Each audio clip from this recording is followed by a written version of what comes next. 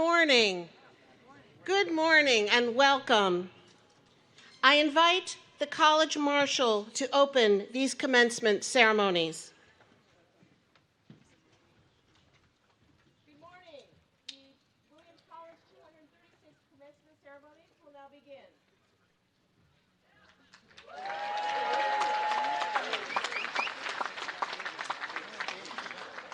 Please welcome your class musician, E.B. Diallo, joined by Iona Adams-Kruger, who will perform America the Beautiful.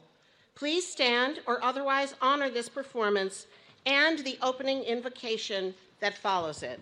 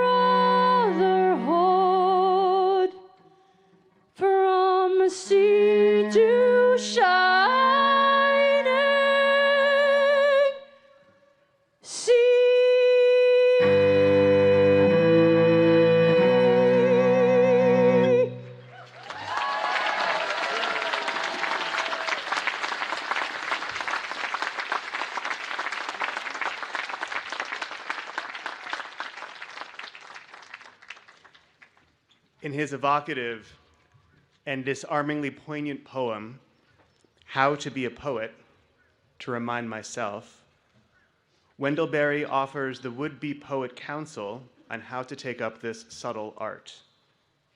I believe that it offers sage advice on how we might step with wonder and appreciation into this moment, which is the culmination of all that the class of 2025 has done here in this valley. Berry writes, "Make a place to sit down, be quiet.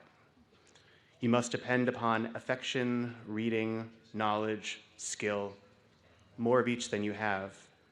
Inspiration, work, growing older, patience. Breathe with unconditional breath the unconditioned air. This moment begins with sitting down, with attentiveness to this place, to this moment. By being quiet, being still. It relies upon the reading, the knowledge, and the skill that each of you graduates have exercised and cultivated over the years. To notice the inspiration you've encountered and cultivated, to be mindful of the ways in which you have grown older and hopefully wiser since the day you began your journey here. To be humble, recognizing your strengths and accomplishments, as well as the limits of what your minds and bodies have been able as yet to do. And it invites you to breathe fully into this moment. Barry continues, communicate slowly, live a three-dimensional life, stay away from screens, stay away from anything that obscures the place it is in. These words, despite being published nearly 3 decades ago, speak to this very moment in their insistence on turning away from that which distracts us from the now, from this, from the people among whom you are standing, from the awareness of the field of blessing and of support we are all surrounded by. Move slowly with intention and take note of all of the textures of this moment, as your beloveds who have traveled from across the country and around the world, physically and by live stream, are present with you. There are no unsacred places, Barry writes. There are only sacred places and desecrated places. We stand on ground that is hallowed, made holy by all that you have done, by the relationships you have nurtured, by the work that you have devoted yourselves to. It is made holy by generations of students past, by faculty and staff, by those who have dwelled on this place going back countless generations. And finally, the poem concludes, accept what comes from silence, make the best of it, make the best you can of it. In the silence of this moment that precedes your commencement this morning, you're about to join the more than 2 million students graduating with you this year in the United States. Take note of that. Step into that vast collectivity, being accompanied by all those driven by a desire for understanding and connection, for knowledge and growth. Welcome whatever it offers you with openness and curiosity. May we all pay heed to the precious silence in the moments between. May we make the best of them in whatever ways we are able, so that all of us may send you, class of 2025, forward into the world with our hopes, with our prayers, and above all, with our blessings.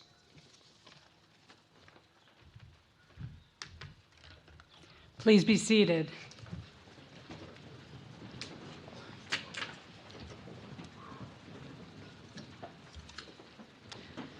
On behalf of the college, I'd like to open these ceremonies by extending a warm, warm welcome to all of you, to students, to families, to friends, and to distinguished guests. We have an amazing mix of bachelor's candidates from the class of 2025 and our master's candidates from the graduate program in the History of Art and the Center for Development Economics. I would also like to recognize our graduates who are first in their families to attend or complete college. If that is you, please stand or otherwise make your presence known.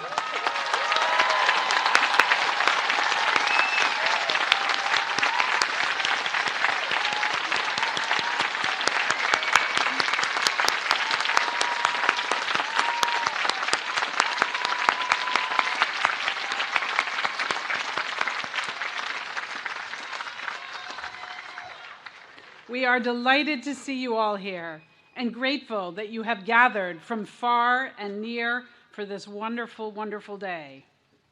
With this, the college's 236th commencement, we continue the tradition of flying the flags of each of the 53 countries represented by this year's graduates, inspiring symbols of the world from which our students have gathered and into which they will go forth today.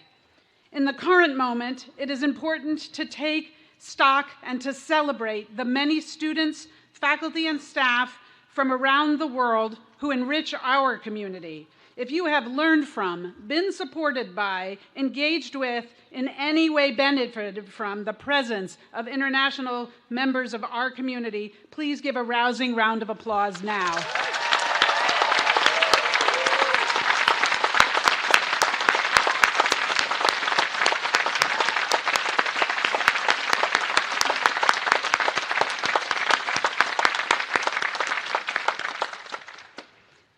One of the nicest aspects of this weekend is being able to watch our graduates share the moment with faculty and staff who have done so much to make their Williams experience productive and rewarding. This includes the facilities, dining, and campus safety employees who are working today to make this celebration possible. I ask, therefore, that we recognize all members of the Williams faculty and staff with our applause.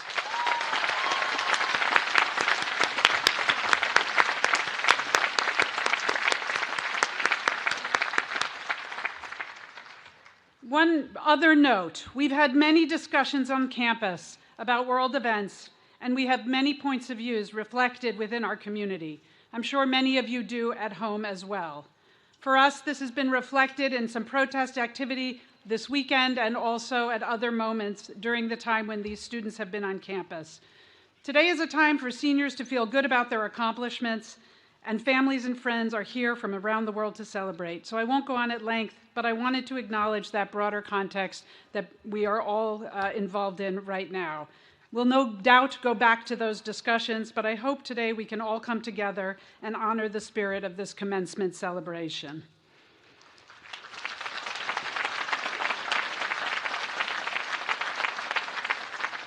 There are 4 guests we are particularly pleased to welcome this weekend who are recipients of the Olmsted Prize for Excellence in Secondary School Teaching, who were honored yesterday during the Ivy exercises. We ask our recipients to please stand or otherwise make yourselves known. Please hold your applause until all the names are announced. The recipients are Liberty Bell of Beaver Dam, Wisconsin, Andrew Bernard of Valhalla, Mississippi, Bryony Potter of the United Kingdom, and Troy Takte of Hood River, Oregon. Please give them a rousing, celebratory hello.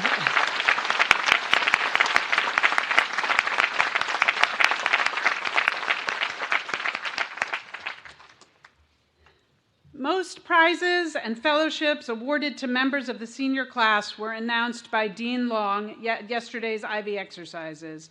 Please join me in congratulating them on their wonderful achievements.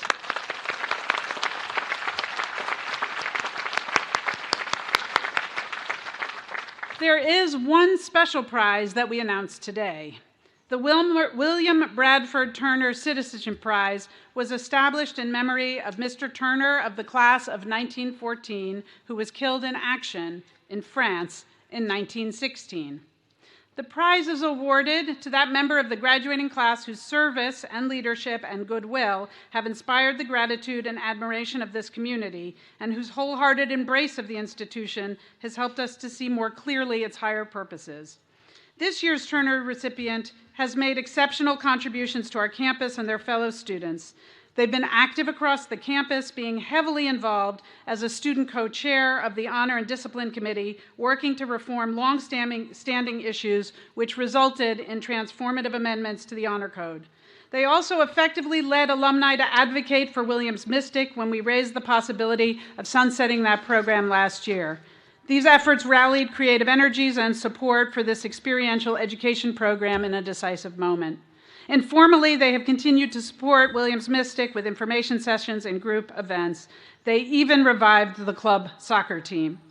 Their classmates and professors have been deeply impressed by their remarkable candor and genuine commitment to issues close to their heart.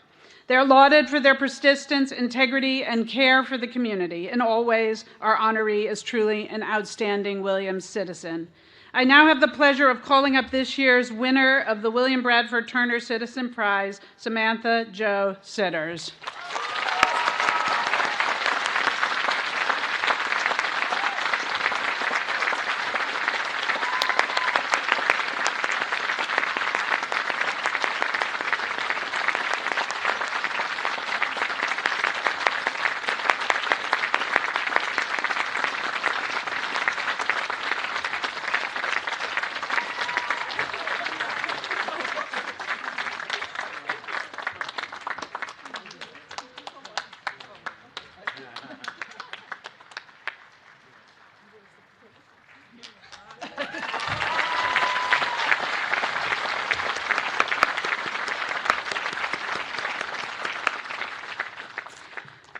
With the ending of this academic year, a number of our faculty are concluding their Williams careers.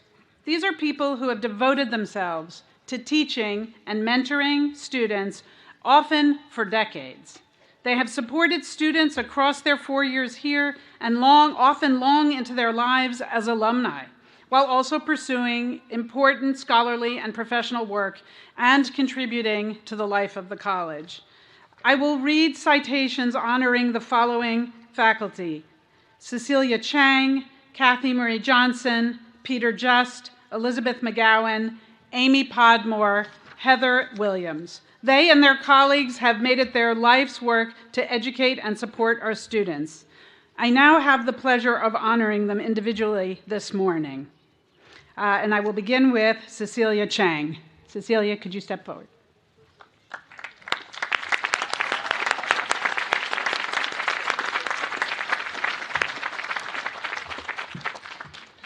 Your name is virtually synonymous with the advancement of Chinese language teaching at Williams.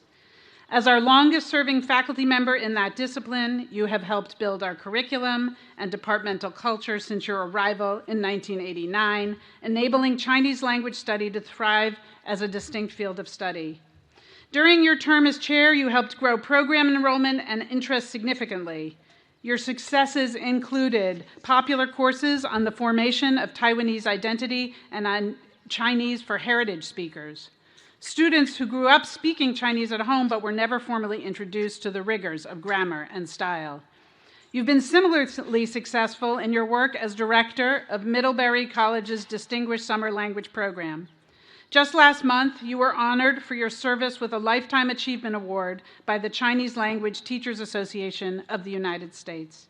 From the newest student to the most experienced colleague, people consistently describe you as a guiding light and inspiration. Recalling your first meeting, one colleague says, "Hearing her voice, I immediately felt so at home here." In settings across the campus and beyond, many have heard your voice and felt the same. On their behalf, thank you. I hereby declare you the Frederick Latimer Wells Professor of Chinese Emerita, entitled to all the rights, honors, and privileges appertaining hereto. Congratulations.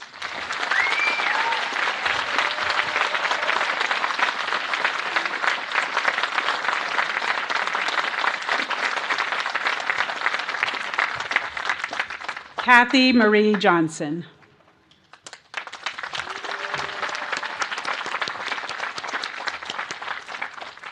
As a scholar of policymaking and politics, you have taught generations of students to analyze how public resources are distributed and why. You help them pursue the answers across disciplines, co-teaching with colleagues from each of our 3 academic divisions, an unusual achievement. And you particularly emphasized questions about the representation of children who have so little political leverage, but so much at stake. You have spoken for the less powerful here on campus too, using your scholarly understanding of bureaucracy and resource allocation. You served as an influential department chair and a member or chair of several key committees, working to make sure everyone was heard and resources were fairly distributed. This was done with a minimum of drama, a dose of determination, a healthy sense of humor, and a keen eye for irony. As one colleague put it, when she runs into a challenge, she just says, "Uh-huh," and then pushes on. Whether your students went on to careers in business, politics, or academics, they consistently credit you with teaching them to be effective participants in civic life. To quote one, "In her classes, I developed a democratic understanding that helped me navigate advocacy across a range of spaces, from the small rural communities where I grew up to the halls of Congress." I hereby declare you the James Finney Baxter III Professor of Political Science Emerita, entitled to all the rights, honors, and privileges appertaining hereto.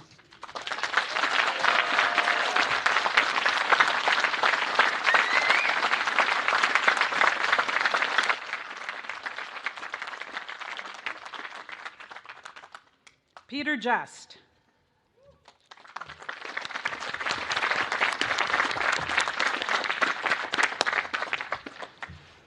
Theory is a tool lightly held in the hand, you have said. In your ethnographic studies of Sumbawa, Indonesia, and equally back here home in the classroom, you have shown us how theoretical tools can be deftly applied to draw out the nuanced implications of fieldwork. Your work on religion, law, and ritual has been an important reference point for generations of scholars. You are also a famously inspiring teacher and mentor. Many students credit you as the first person to have seen their potential or just have understood them for who they are. Equally renowned as a raconteur, you are recalled as having just the right quote or aphorism for any situation. One alumnus remembers you starting a course by asking each student to savor a piece of bread sweetened with honey so that learning may be sweet. I never forget it, he writes, and Professor, it has been. Even your personal pursuits are more like avocations, from fly tying and casting to sailing, ceramics, baking, Judaic studies, and the game of Go. You have immersed yourself in each activity with focus, with passion, and with erudition. We are grateful you have inspired so many students to do the same. I hereby declare you Professor of Anthropology Emeritus, entitled to all the rights, honors, and privileges appertaining hereto.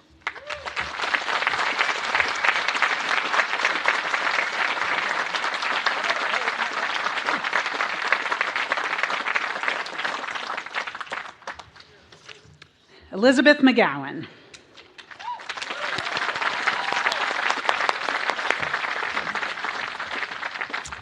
We interviewed several colleagues and former students for this citation. Here is how they described you. Regarding your personal qualities, enthusiastic, poetic, embracing and intimate and wry and witty, all at the same time. Regarding the quality of your mind, a truly curious intellectual. She seems to live in a state of constant wonder and amazement. In reference to your teaching, the great care and attention she shows her students helps explain why they consistently achieve great things beyond Williams. Her impact cannot be understated. Perhaps the most vivid testament goes beyond words, the tattoo that one former alumnus got in honor of your course on classical art. From student conversations in your dining room to study sites in Greece and Rome and Sicily, you create inspirational learning experiences everywhere you go. During the pandemic, you even turned the slopes of Mount Greylock into a classroom, leading hikes while discussing classical Roman sculpture. It was so exciting to try and keep up with her physically and intellectually, one of the student site hikers said. Here is how we would describe you: brilliant art historian, loving teacher, creative spirit, and the very soul of a Williams faculty member. I hereby declare you the Robert Sterling Clark Professor of Art, entitled to all the rights, honors, and privileges pertaining thereto.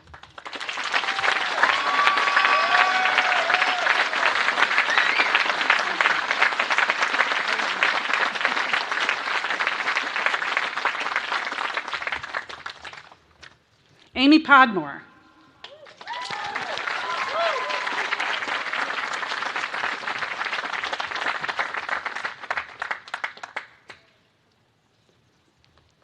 Your work has been exhibited around the world and honored with fellowships in McDowell and at Skohagen. It often uncannily incorporates motion into otherwise inanimate objects, blurring the distinction between body of work and body of the artist. Your newest and largest installation, now at Mass MoCA, involves 400 figures that independently and unexpectedly open their eyes to gaze back at the viewer. In your teaching and campus presence, meanwhile, you yourself are the study in motion. A former figure skater, you glide back and forth between commitments, supervising students in the studio until midnight, energetically co-chairing your department, temporarily housing a new colleague. In all aspects of life, you give the impression of constant activity, creativity, and care. These qualities made a particular impact during the pandemic. When Williams shifted to remote study, you quickly mailed each of your students a box of materials with a note saying, "Make sculpture." You told your own colleagues, "We need art," and then hosted them for outdoor happenings with renowned artists and musicians. As widely regarded as you are for your art, you are equally admired for your teaching, which has shaped the careers of future artists and the lives of alumni in many professions, who all learned from you both what art can teach us and why it matters.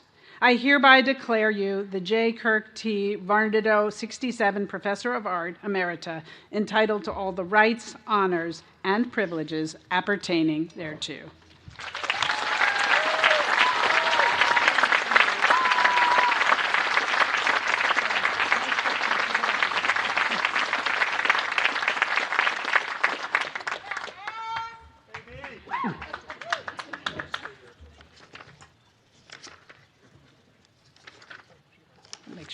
Okay, Heather Williams.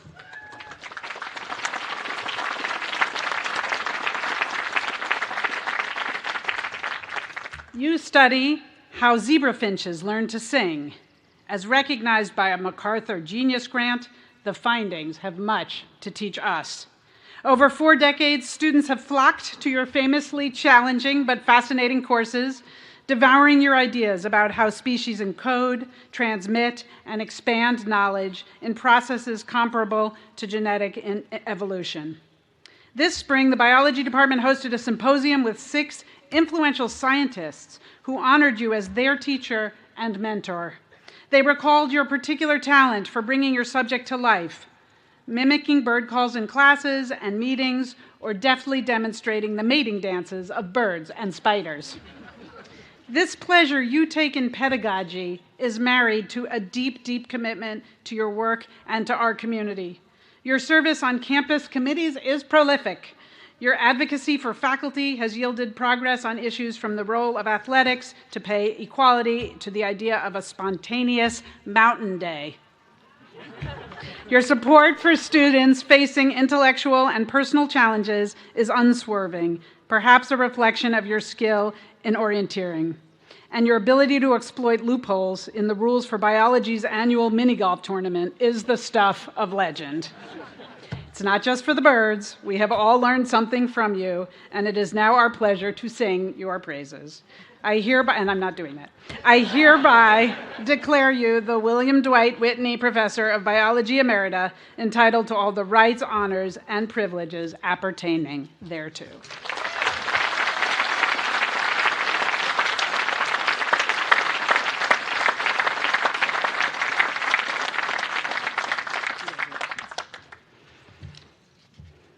And now it is my great pleasure to invite E.B. Diallo to perform.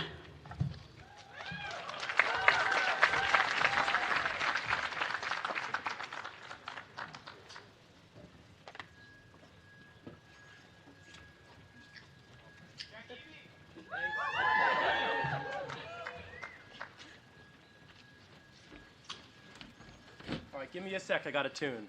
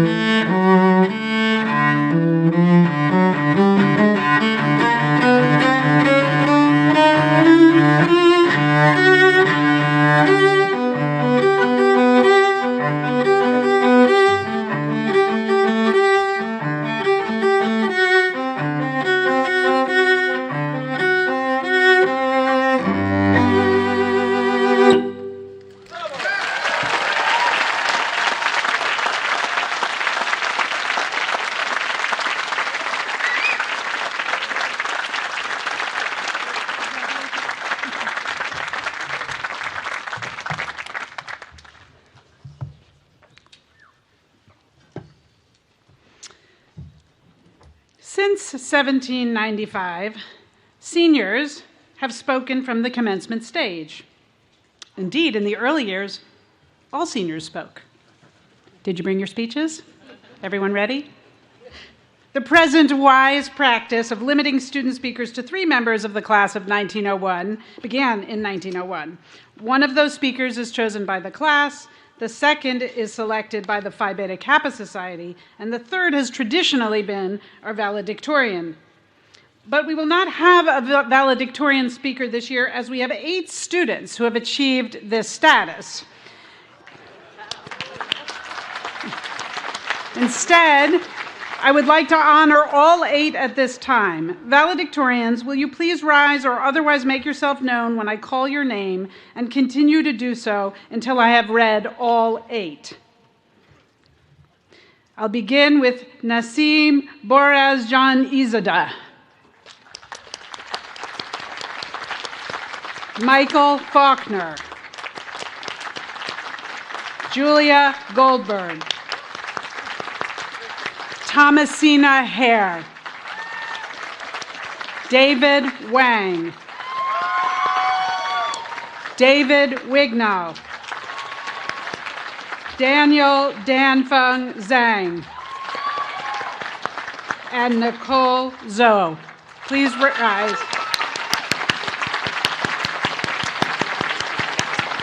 Congratulations. Now we will hear from the student speakers. First, it is my pleasure to introduce our class speaker, Thomas Quinn Casey.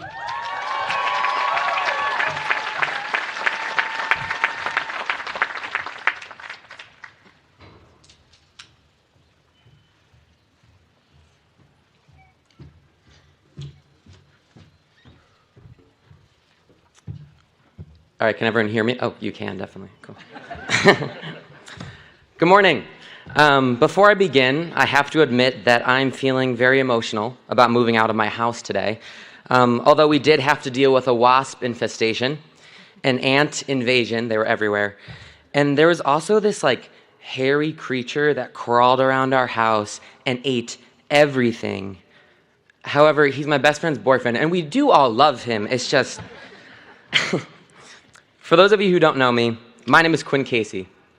Almost exactly 6 years ago, I sat on this quad for the first time to watch my oldest brother, Bobby, graduate from Williams. Bobby was a star in the classroom and on the basketball court, which probably explains how I got in here with such low SAT scores. Thank you, Legacy Admissions. I do not remember what his class speaker said, but I do remember that he played a tambourine. Unfortunately, I forgot my tambourine at home because the boyfriend ate it. I'm kidding, that's a joke. But I promise that was my last boyfriend joke. I also remember that on his graduation day, the quad radiated an abundance of joy and pride, somehow even more memorable than the tambourine. And today is no different. Today is a celebration of our hard work and devotion to academics that began long before we formed lifelong friendships at Williams, long before we even arrived here, and long before you watched me give this speech and thought to yourselves, oh my God, just get to the diplomas. We did not make it to this day without all of you, our family and friends. It feels impossible to capture the gratitude that I feel for my parents. My dad possesses a quiet confidence and work ethic that equipped me for the last 4 years and these few minutes in front of you. My mom radiates a remarkable, otherworldly love that acted as a kind of homecoming, no matter how far I was from our home in Scranton, Pennsylvania. They built a beautiful life for me and my 5 siblings. Yes, 5. And after saying this to all of you, I think it's safe to say that I am the favorite child. Somehow, our journey of support and independence, stress and laughter, diligence and procrastination has come to an end. We stand at the start of a new chapter in our life stories. And the future is a chapter that even artificial intelligence cannot write. At least not yet, but soon. For me, that was a bad joke, sorry. For me, this transitional moment feels less daunting when I reflect on the unique intimacy of Williams. Few other institutions build robust communities for first years like our entry system. I met some of my closest friends in my entry and spent many hours gossiping about our respective adjustments to the college in my tiny single room on the 4th floor of Mission. How lucky are we to have met lifelong friends when we still have so much life to live? Maybe you met a lifelong partner. I didn't, but if you did, congrats. I'm not jealous at all. As we explored beyond these communities, we met professors who shared the gifts of knowledge and wisdom. Guided by their support in small classrooms, sometimes of only 2 students, we honed our ability to communicate. Now, I can communicate that I have no idea what that book was about. It's perfect. Sometimes, our pocket-sized community felt too small. Some of my classmates probably know things about my life despite never meeting me. But today, I do not want to talk about the gossip. Like, I won't mention the fact that those 2 sitting in the 4th row is crazy given their history and the way they were, never mind. No gossip today. I will also acknowledge that Williams isn't perfect. As with anyone or anything you love, there may have been moments where you didn't like Williams.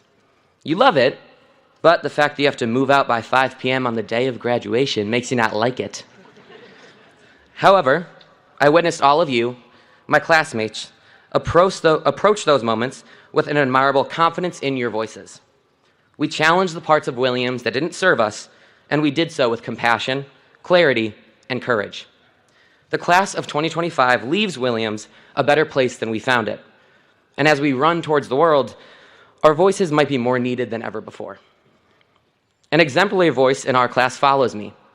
Maëlle earned her position from years of academic diligence and excellence. I stood before you today because I annoyed enough people to check my name on a ballot. That's democracy. To close, I would like to borrow a quote from another impressive voice from our Williams community, the legendary Tony Award-winning composer and lyricist William Finn, class of 1974. He passed away in April, just 1 month after the 62 Center's production of his incredible musical, Falsetto Land. I had the privilege to play one of the characters in that production. In an article to the class of 2021 for the Williams Record, Finn offered advice that serves as a fitting example of the importance of our voices as we head into our new beginnings. He writes, "Say no as infrequently as possible, and say yes, even when life seems its bleakest." To my fellow classmates, I hope you'll join me in embracing the yeses, even when wasps, ants, or a boyfriend get in the way. That was my last boyfriend joke. Thank you.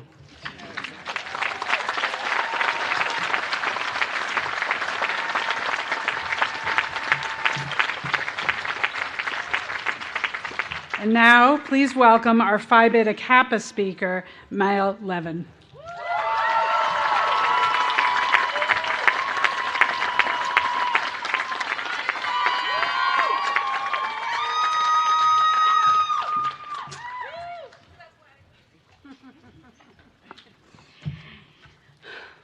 Thank you, Quinn, for thinking that I am bringing years of excellence. You might change your mind by the end of my speech. Okay. My transcript doesn't tell the story of how I got to this podium. And standing here feels a little strange. Not because I don't deserve it, but because my path here looked different than most. Many students arrived at Williams straight from high school with AP credits, joined the right clubs, built strong resumes, and already have impressive jobs or grad programs lined up after graduation.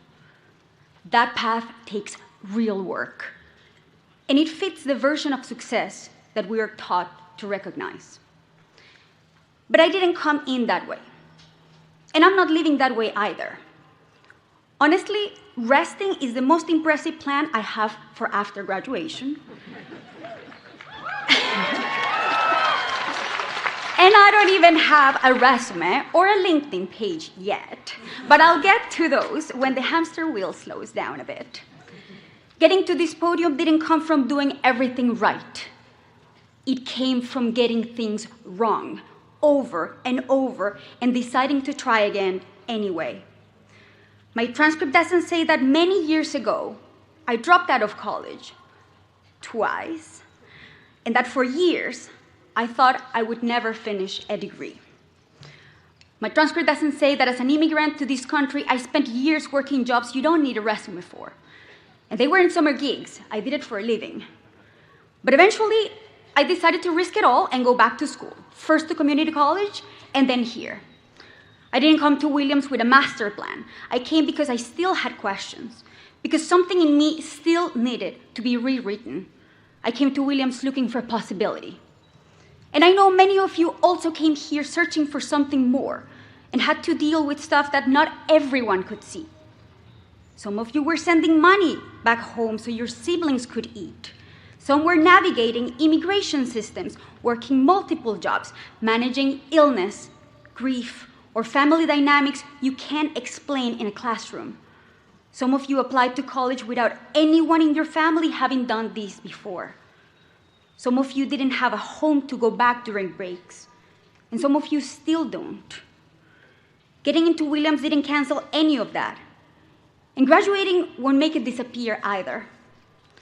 For many of us, getting through Williams meant doing more than just the coursework. It meant fighting to make space for ourselves and for those who will come after us. It meant sitting on committees, asking hard questions, explaining, advocating, and doing what is, in fact, unpaid labor, all while carrying a full academic load.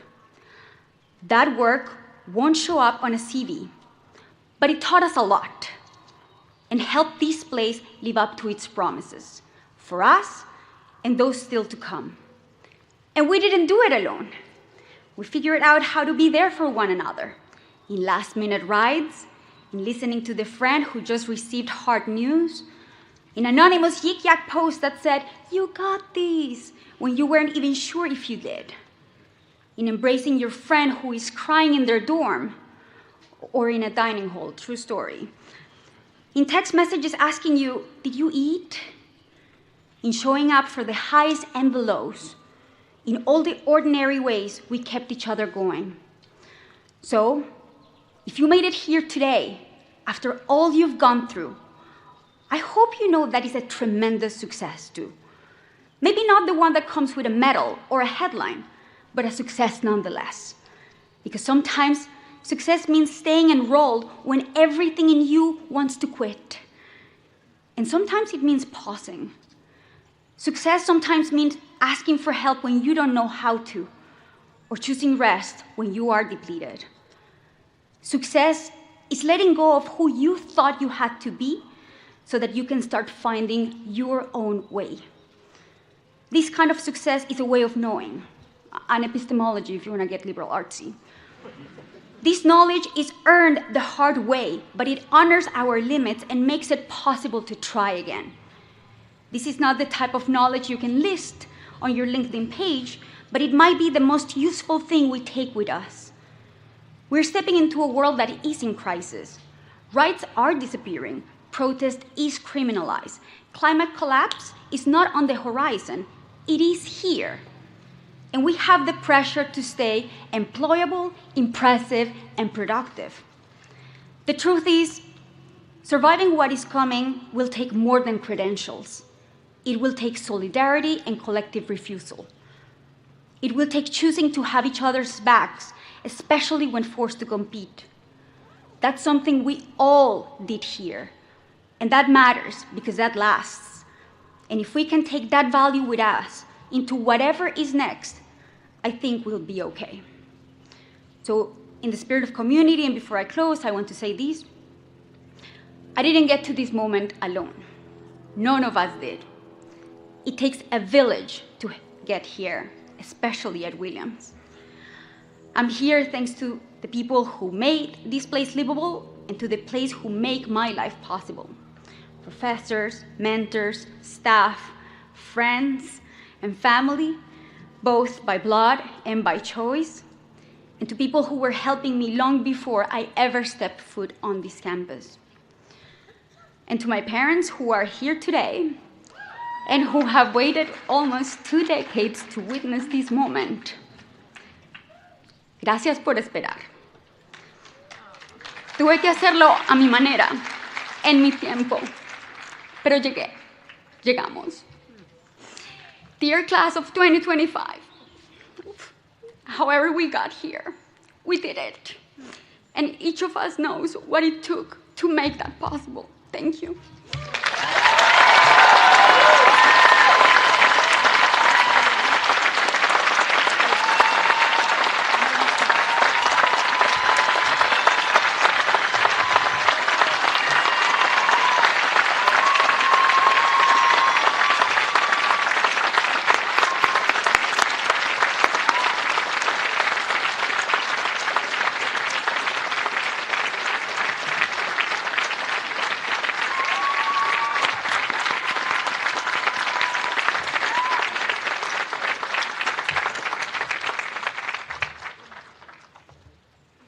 At this point in the program, we award honorary degrees to individuals of great accomplishment.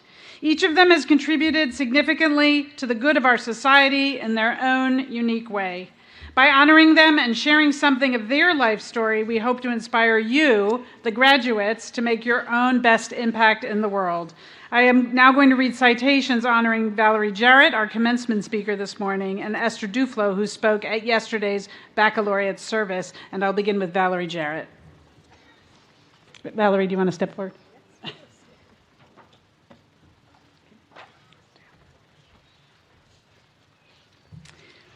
You titled your best-selling memoir, Finding My Voice. Well, you definitely found yours, and you have consistently used it to help others raise theirs in turn.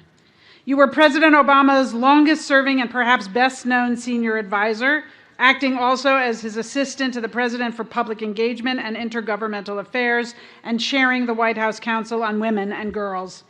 After leaving the White House, you turned your attention to leading the Obama Foundation while advising numerous organizations concerned with helping people achieve their full potential, from the Goldman Sachs 1 Million Black Women Advisory Board to the board of Sesame Workshop. We need leaders who actually understand what it means to be a public servant, you told Juliana Margulies' character during your cameo on The Good Wife. It was a fictional drama, but the words were true to you in your real-life self.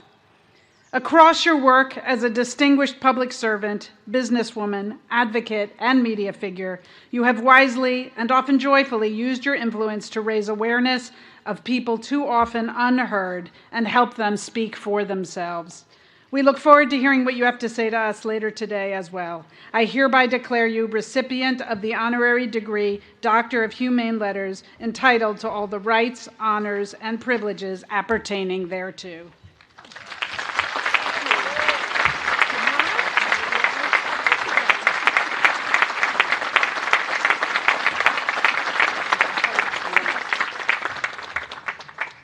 Esther Duflo.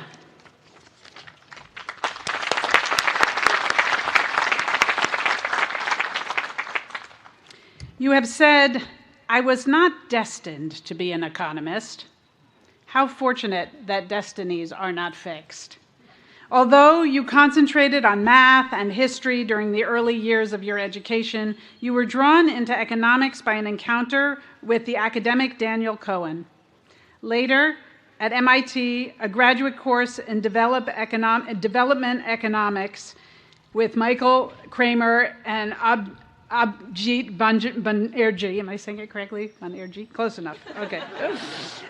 Inspired you to join them in developing a new experimental approach to development economics and the study of global poverty.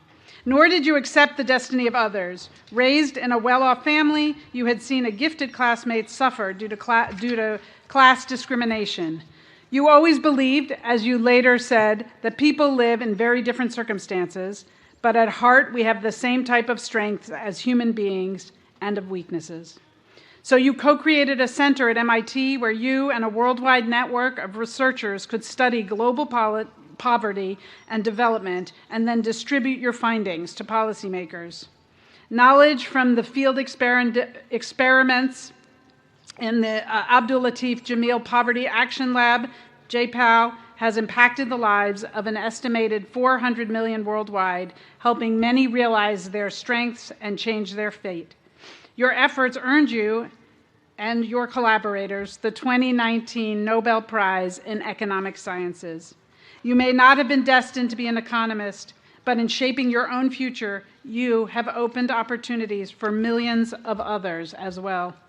I hereby declare you recipient of the honorary degree of Doctor of Science, entitled to all the rights, honors, and privileges appertaining thereto.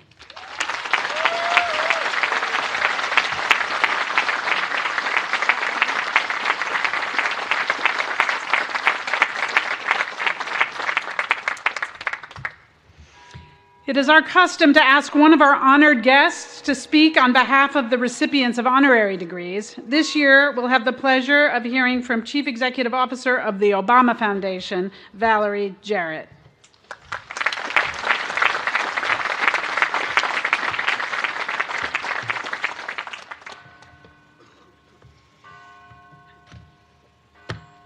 Love those bells. Thank you, Maude, for that lovely introduction. I am deeply honored to be here with all of you and receive this honorary degree together with my fellow honoree. Good morning, everyone. Oh, come on. Good morning, everyone. Good morning. That's much better. Class of 2025, both the seniors and the master's students, congratulations. You did it. But as your class speakers have not acknowledged, you did not do this alone. Congratulations to your family and friends who supported you every step of the way, many of who are here today in person or watching you online, sharing in your celebration. So I think you should give one more round of applause to all those who got you here.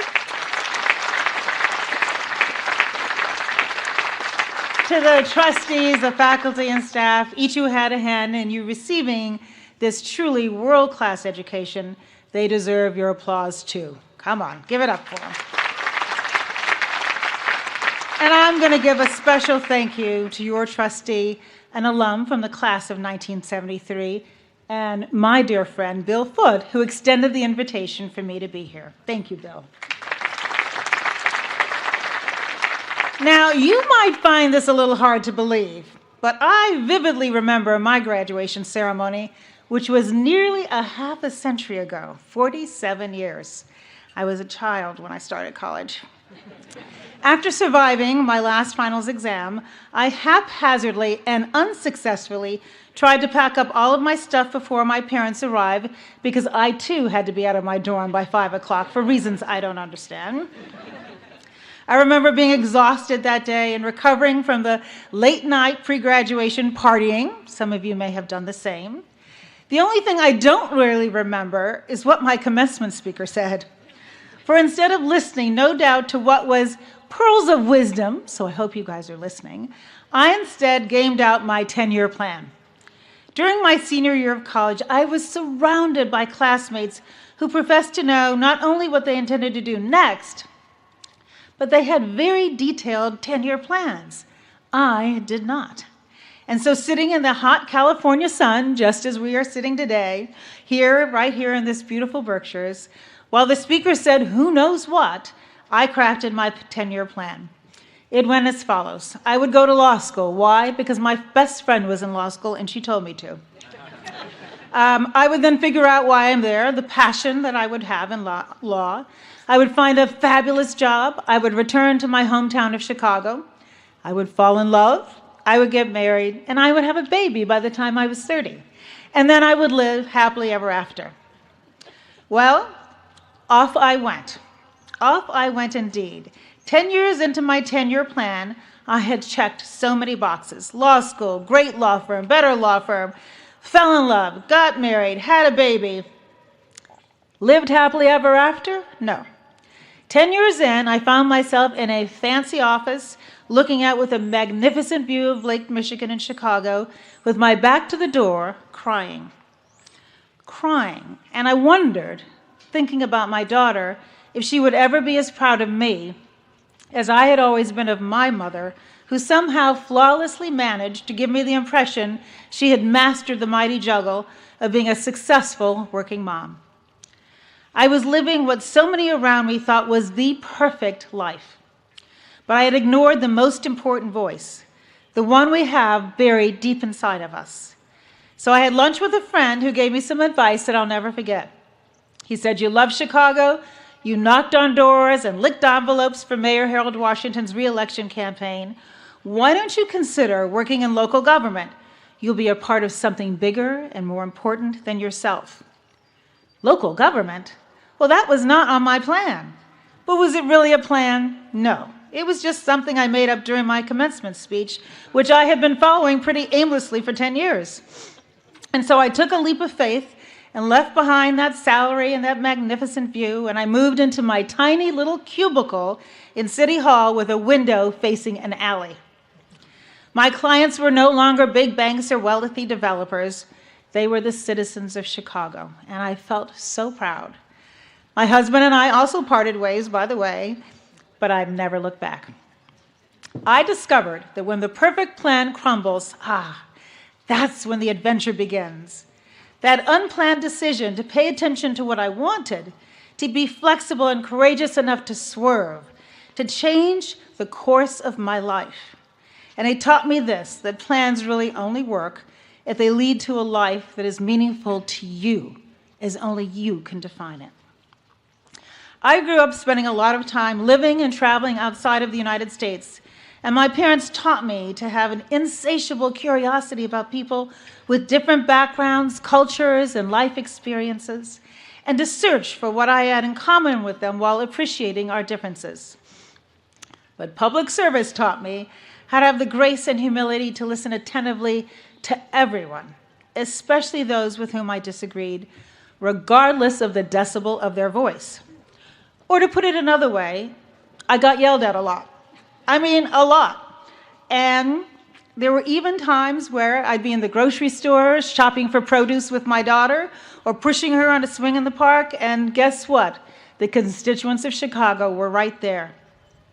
I discovered that public service is 24/7, and that's how it should be because you are a public servant. I had demonstrations in front of my office and even in front of my home. And my daughter, at age 11 at the time, asked me why I couldn't find a job where people weren't angry with me all the time. I smiled and I told her that I was devoted to being a change agent, and that change can be scary, especially for people that have been disappointed or even hurt by their government in the past, a government that was supposed to be serving them. But in time, I believe that I can demonstrate my sincere interest in helping them make their lives better. Therefore, they weren't really angry with me, I told her, but the threat of the change that I stood for. And that once they got to know me and trust me, those fears would be allayed. My daughter was unpersuaded at the time. More about trust in a minute. What it takes to be an effective public servant is not unique. In any profession, it takes hard work, stamina, humility, and a commitment to be that mighty force for good, even when the winds are trying to blow you harshly in different directions. You have to learn to take the long view, even when there are short-term pressures. Your moral compass must never waver from true north. And you have to develop the capacity to absorb a lot of pain without it either debilitating you or making you numb. Since leaving that law firm, I have always cared deeply about what I've done. And I've been determined to work hard, very hard. And I discovered that the best way to land a better job is to do the job you have really well. Are you listening? Too often we get fixated on what's next. We chase titles, promotions, shiny new opportunities. But what I have found is when you are fully present, when you commit to doing your current work exceptionally well, doors often open unexpectedly. And with each new opportunity that I have had over my now rather long career, I've also had to remind myself that opportunity rarely knocks at opportune moments. Just a year before the 2008 presidential election, I was promoted to be the CEO of the Habitat Company after working there hard for a decade. I was thrilled, and my family was so proud. I was also serving on several corporate and not-for-profit boards. My daughter was all grown up and in law school, and I had an amazingly close circle of friends who had endured the test of time. My life was finally perfect. And what happened? One of my best friends had the nerve to get elected president of the United States, and he offered me an extraordinary opportunity to be his senior advisor in the White House. That was certainly not in any of my plans, but I paused for just a moment and then packed my bags with help once again from my parents, and off I went. And once again, I never looked back. There were incredible weighty decisions that we made every single day, and my stomach was in a constant state of churn for all 8 years. But it was an opportunity and a privilege of a lifetime. Now, of course, I've stumbled on many occasions, and the higher you climb, the more public and embarrassing your stumbles will become. But I've learned that one's ability to bounce back requires not just your own resilience, but the trust you've earned from others. In our climate, let's face it, we're finding it harder and harder to trust one another and the institutions upon which we rely. But you can't have meaningful relationships, personal and professional relationships, let alone be an effective leader, unless you trust people and they trust you. If people trust you, they are much more likely to follow your lead and forgive you when you err. Trust does not happen automatically because of your title or even how well motivated you may be.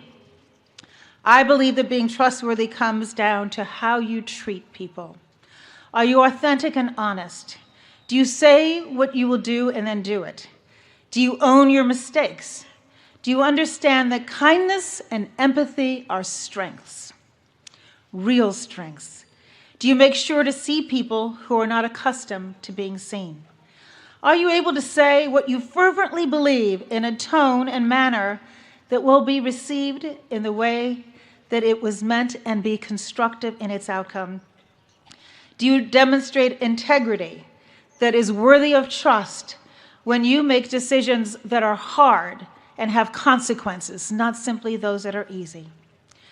And when I, as many of the people who are here today, are the ages of my parents and your parents, and who grew up in a community where community was defined by geography.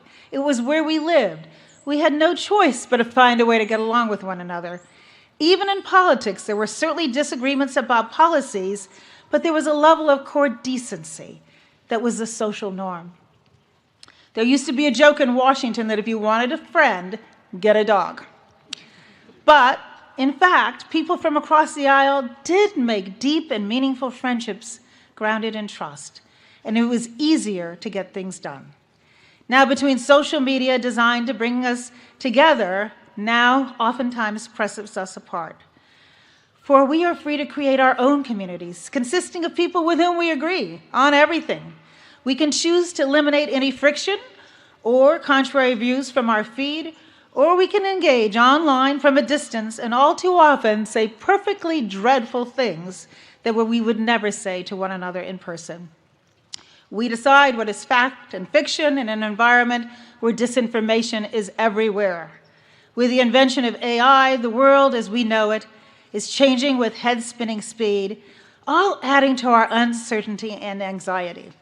And all too often, our leaders seem locked in a seemingly sport battle with one another so far away from our reach where we could remind them to make our needs their top priority. But despite all of this, and I know that was a lot, there is hope. And that's where you come in, class of 2025. Yesterday, I visited the Davis Center here on campus. Those of you who have spent time there, no doubt, engaged with one another in a safe space where you listened with an open heart and mind and sincerely learned about one another. I knew Allison Davis, one of the two brothers after whom the center is named. And even though Davis graduated from Williams in 1924, he was unable to land a teaching position here, most likely because of his race. So rather than accept defeat, he took on the arduous and circuitous road that led him to the University of Chicago, where I am on the Board of Trustees, and he became an internationally recognized academic in the field of education and social anthropology. So it is a sign of great progress that decades later, this very institution, when faced with demonstrations from its very own students calling for change, created the Davis Center. And the Davis's granddaughter, Jordan, had a very different experience here than her grandfather because people were willing to change. Now, it can be very intimidating to put yourself out there and stand up for what you believe in for fear of backlash, particularly right now, and I certainly know that. But we have to try, class of 2025. You have to try. Your experience in the community, this community, has taught you not just how to be a critical thinker, but how to be a part of a healthy community rooted in mutual respect and trust. So as you close this chapter of your life and begin the next one, please know that you are not done growing. Be intentional about the kind of person you want to become. Of course, what you will do is important, but how you do it really matters. The challenges and opportunities that lie ahead for you are daunting. So please look at life as a magnificent adventure. Don't miss this serendipitous opportunity to meet a stranger with whom, upon first impression, you think you have nothing in common. But if you try, you could develop a deep and meaningful relationship that might change your life. Resist the temptation to be the noise. Create the music, which only happens when we work together. Be someone who brings light, and I dare say hope in each room that you entered. For even in these tumultuous times in which we live, where there is more than enough pain to go around, with your extraordinary, well-prepared young minds and hearts, change, positive change, is still possible. Thank you very much.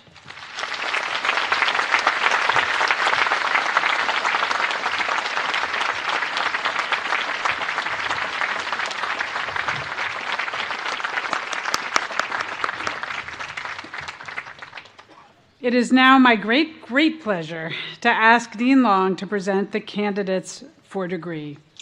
Before I do, I want to offer a word of explanation to our guests. In addition to the graduates, we are celebrating the cohort affectionately known as mid-cycle seniors. These are students who entered with the class of 2025 but will not complete their studies until next December or January.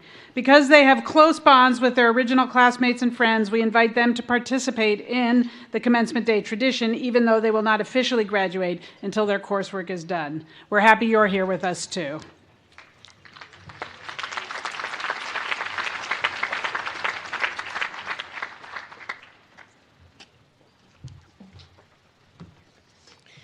President Mandel, on behalf of the faculty, I have the honor to present the following candidates for the degree of Master of Arts in Course. Nora Hogue, Sidra Michael, Julia Moline, William Isaac Satloff,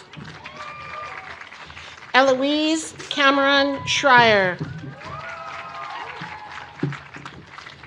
Matthew James Shorten, Maya Elisa Perez Strohmeyer, Luke David Williamson, Riley Weitung Yuan, Elia Longchu Zhang,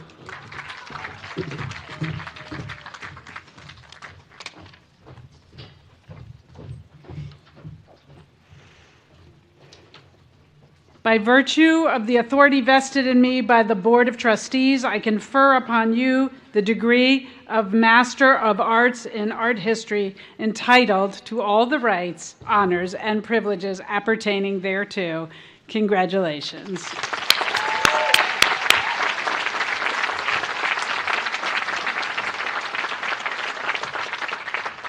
President Mandel, on behalf of the faculty, I have the honor to present the following visiting fellows at the Center for Development Economics for the degree of Master of Arts in Policy Economics in Course.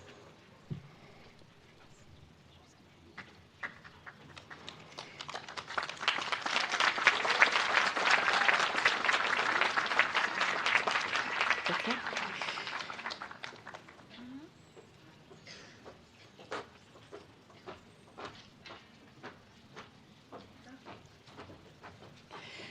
Naima Nur Ahmed from Somalia. Nisa Elena Ankunda from Uganda. Israel Bikorimana from Rwanda. Rohan Bianjankar from Nepal. Betuel Job Shao from Mozambique. Elizabeth Deng from South Sudan. To Gulder Galbradrach from Mongolia. Mahabuba Haq from Bangladesh. Kamdam Mokum Dinji Alain Constant from Cameroon. Raju Kanul from Nepal. Jean Jaurès Kwame from Côte d'Ivoire.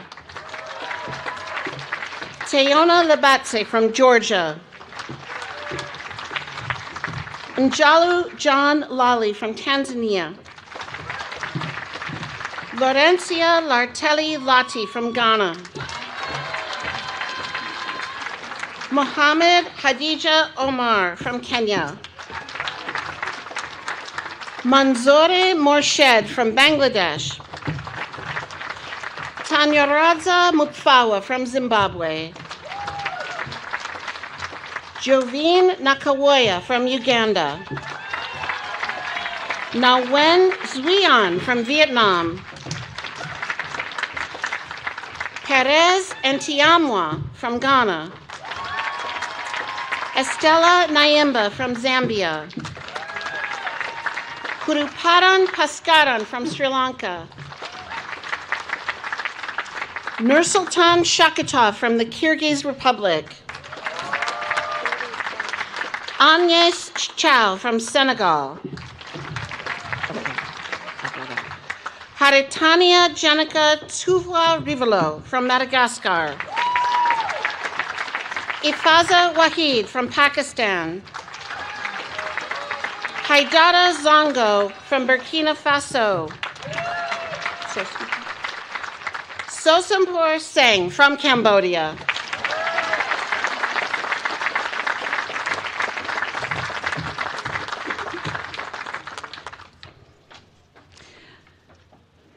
By the virtue of the authority vested in me by the Board of Trustees, I confer upon you the degree of Master of Arts in Policy Economics, entitled to all the rights and honors and privileges appertaining thereto. Congratulations.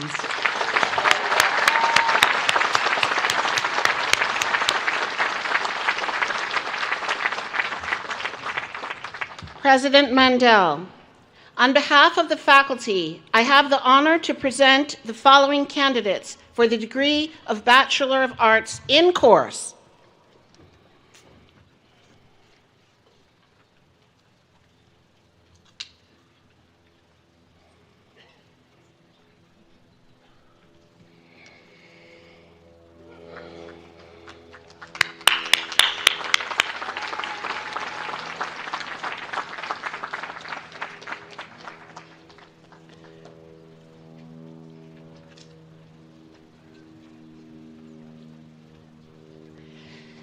Jackson Cooper Edelman.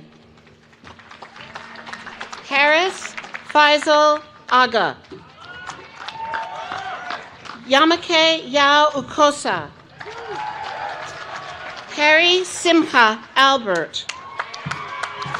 Nicole Morgan Albright. Nicholas Robert Alcock. Carla Aleman Valencia. Benjamin Aaron Alexander. Agustin Aliaga. Lauren Alaman Schumann. Ziad Tariq Al-Suderi. Jesus Ernesto Amaya Mendoza. Angie An. Emilia V. Anamos. Madeline Anderson. Carter Anderson. Noah Benjamin Andrew. Simon Charlemagne Kodag Anyuluan. Safia Anwar Chukwu. Harrison Joseph Apelt. Catherine Jane Armstrong. Rachel Joy Arthur. Innes Muir Asher. John Michael Asti. Chloe Ost. Emily D. Axelrod.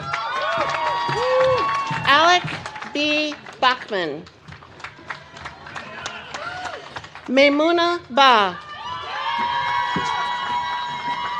Utsaf Bal.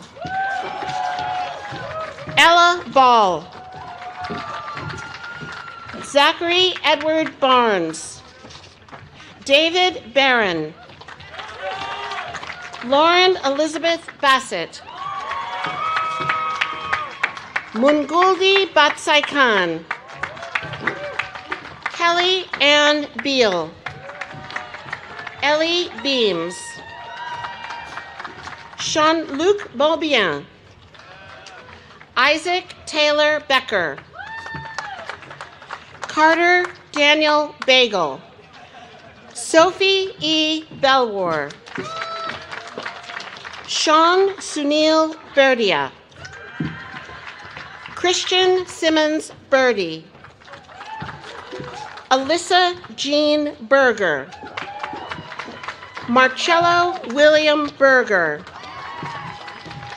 Saran Natasha Hollins Berman. Margot McKnight Bernardo. Juliet Eleanor Burton Clements. William Andrew Byrice. Anshul Monica Bashkar. Anjali Kamalesh Bhatia. Rachel B. Linda Bebo. Madeline Lyman Berkness. Joel Travis Bishop. Samuel James Bishop. Macy Caroline Blair. Molly Kirsten Blakesley. Jocelyn Marie Bliven. Luke Matthew Bobo. Megan Julia Bohm. Andrew S. Boys. Trent Taylor Boone. Nasim Borazajanide, summa cum laude. Evan Patrick Boyle. Chase Bradshaw. Nora Estelle Brandt. Jordan Nicole Brazy. Francis Lee Brewster. Keel Michael Brissett. Grayson William Brooks. Juliana Bruce. Joshua Iodele Bruns. Anya Elise Bukavecki. Blakely McAvoy Buckingham. Jessie Elizabeth Burdett, summa cum laude. Ava Emerson Burr. Elizabeth Margaret Butter. Finelli F. Caba. Carla Marilyn Cabrera. Noah Victor Cape. Martha Carlson. Ryan James Carney. Arthur Adams Carpenter. Madeline Bree Carswell. Margaret G. Carter. Lola Julia Casanave Berenguet. Aiden Alexander Casey. Victor Casabal. Fior Daniela Chequi Rivas. Alexa Maria Alyssa Cerda. Rachel Haiyan Chai. Philip Andrew Chalmers. Liv Chambers. Elise Huwei Chan. Daniel Yuchen Chang. Kayla Evangeline Chang. Mei Chen. Will Chen. Zachary Zhikang Kenji Chen. Elia Chiang. Luke Chinman. Andrew Hunkyun Chung. Tate L. Chutko. Julia Marie Clark. Thomas Dennis Clark. Philip Max Clifton II. Catherine Grace Clunan. Tendai Cody. Alexa Sophia Cohen. Jacob Cohen. Skylar Colfax. Grace Summers Collier. Austin Patrick Connolly. Benjamin Connor, summa cum laude. Jackson Cook. John Nolan Coolin. Daniela Corona. Harrison Chen Cross. John Carlos Quanta. Alexander V. Young Cumming. Lucy Rose Cumming. Sophia Da Silva. Olivia Dabinet. Tala Hani Damra. James Bone Danziger. Cameron Greenlees Darnell. Jackson Davis. Quinn Natalie Dawson. Bea DeMonico. Elsa Dean Muncie. Nelson Olander Del Tufo. Delilah Jasmine Feldman Delgado. Augustine Gomez Durato Demarath. Jillian Renwick Denham.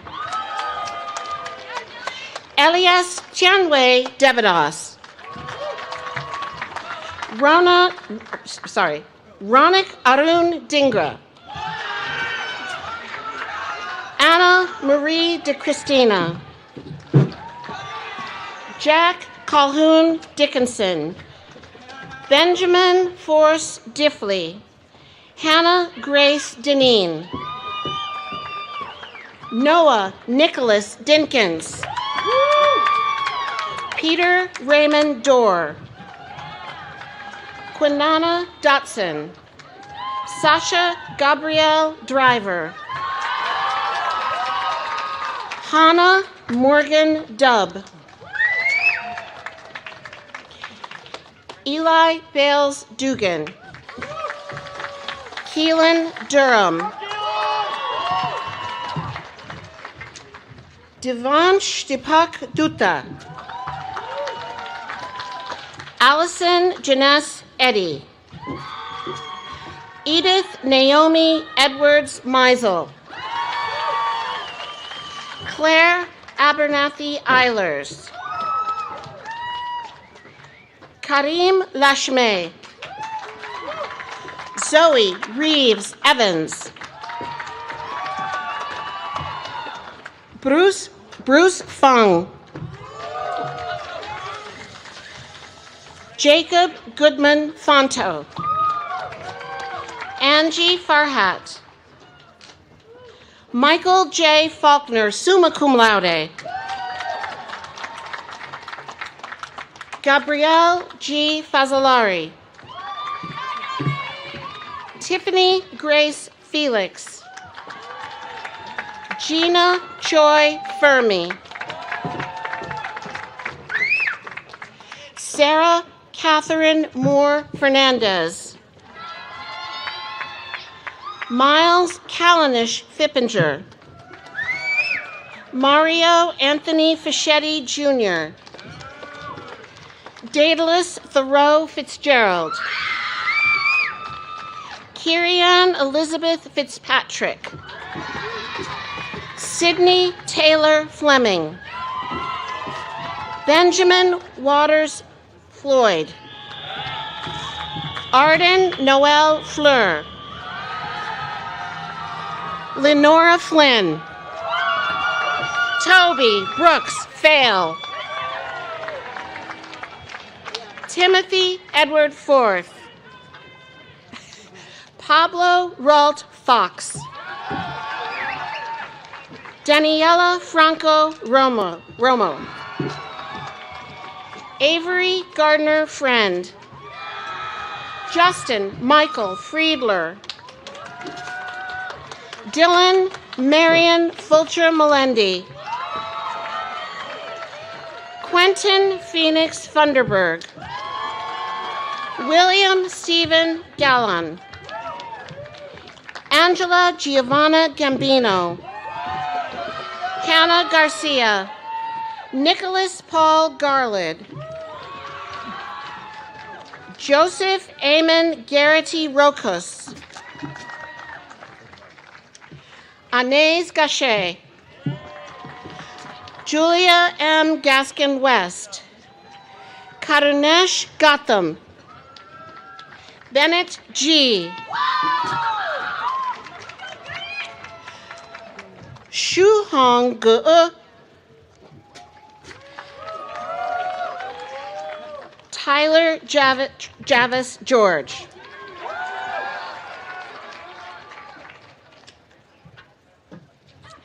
Ariana Alexis Gehrig. Greer Ingo Gurney. Tatiana Skydra Gerulanu. Liam J. Gister. Evan Lawrence Glatzer. Kaya Glickman.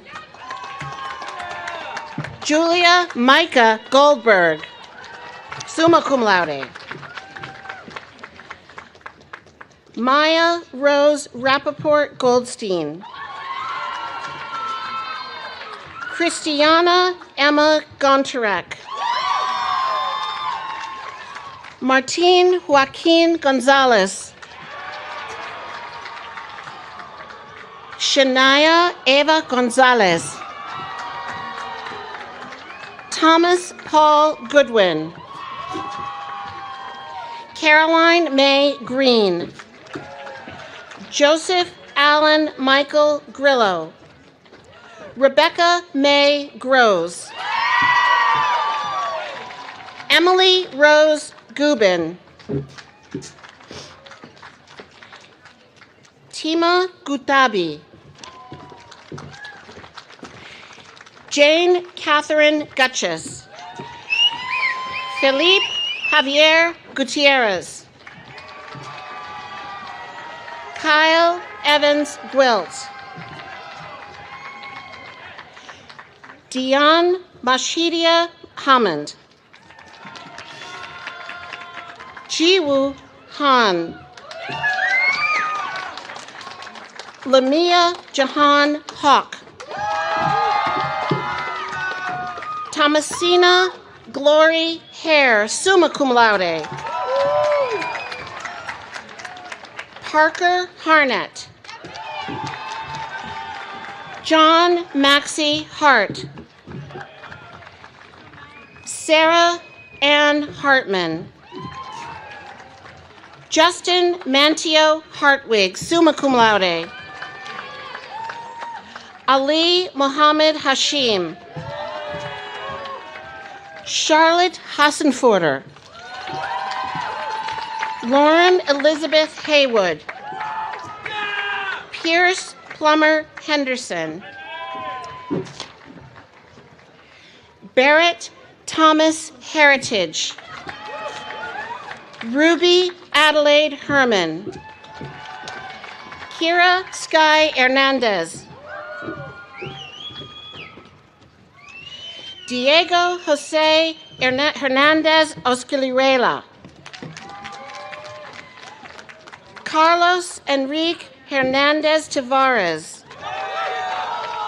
Isabel Rose Hiller. Olivia Lauren Hoffman Gubel.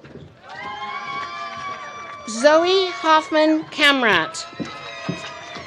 Sophia Christine Hoppy. Madeline Camilla Horn.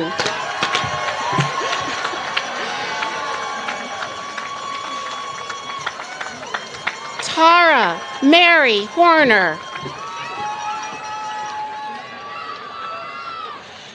Sasha Horvath. Zachary Hobson Holton. William Sasson Howe, summa cum laude. Jess Huan Hu. Benjamin Huang. Victoria Avery Huang. Simon George Huffman Gotchling. Levi Midori Hughes. Connor John Hewlett. Hannah Hirokoro Hurtado. Ahmed Hussein. Hugo Ichioka. Honorine Wendiam Ibudo. Eleanor Mary Iorio. Ava Irons. Yu Ishikawa. Iraq Paidam Tabawan Iraq Iyamahu. Kai Jackson. William Antopoulos Jackson. Maya Jameson Jacobs. Divij Jane. Rigel Jane, summa cum laude. Brenda Juroker. Anthony Javier Jenkins Sorensen. Ethan Jun. Chloe Jiang. Jessica Jang. Akiko Jindo. Sebastian Bernard Marcel Job. Ezra William Jaffe Hancock. Jaden Jogwe. Lucas W. Johnson. Matthew Amon Johnson. Nora Margaret Johnson. Sophie Lynn Johnson. James R. Johnson Brown. Carolyn Nan Jones. Nadia Solange Joseph. William Henry Juan. Louis A. Kabelka. Grace Kircher. Rawan Kaldibayev. Matthew Benjamin Candle. Zoe Kane. Alyssa Brooks Kanganis. Nachman Call Seidman. Teresa Fabiani Kay. Summer Taj Keating. Michael Reed Keegan, summa cum laude. Kate Elizabeth Keenan.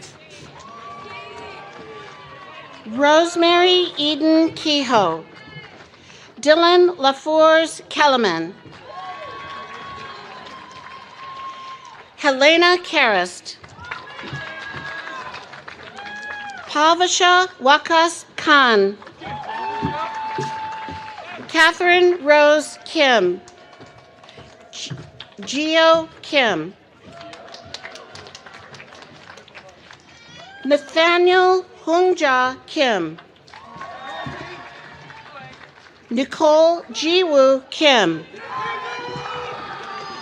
Felix King. Sari Plainberg. Malia Quay Kane Klein. Varia Kluev. Patrick Timothy Klugman. Bradford Swift Coles III. Joshua Cumbay. Lola Grace Kowalski. Iona Adams Kruger. Elias Lalai.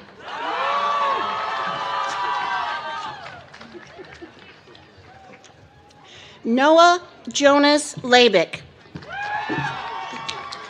Amanda Lynn Luckman. Greta Mimi Lash. Alice Lake. Sasha Landau.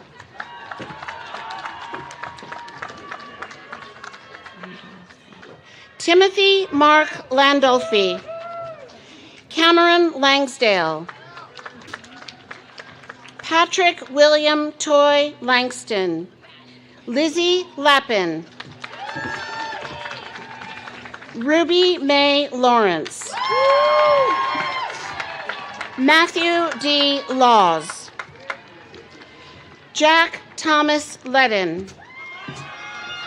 Cameron Jake Lee. Jack J. Lee. Brody Joseph Leo. Campbell Reed Leonard.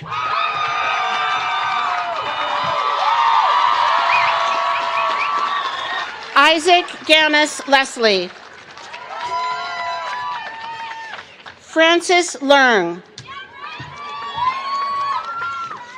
Joseph Young Lev. Ryan Lebrault. Gabriela DeRosia Lewis. Angus Lee. Minkson Lee. Nathan Sherwood Haining Liang. Nicholas Martin Lilly. Rebecca Ann Lindsay. Max Litvak.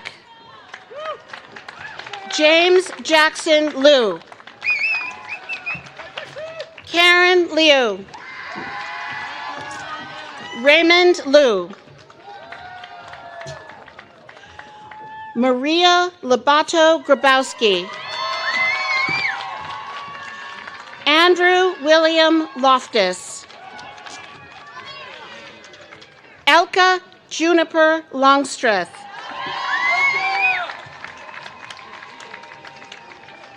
Estefany Lopez Velasquez. Sarah Lauren Lopez Quintana. Carter Henry Lockheim. Elena Miriam Lowe. Gabriella Delane Lowe Owens. Edward Griffin Lloyd. Katie Liu. Michael Joseph Lukasevich. Charlotte Eleanor Luke. Bezawit Ganena Losaigid. Sabina Lum. Skyla Elizabeth Lombard. David Augustin Luongo.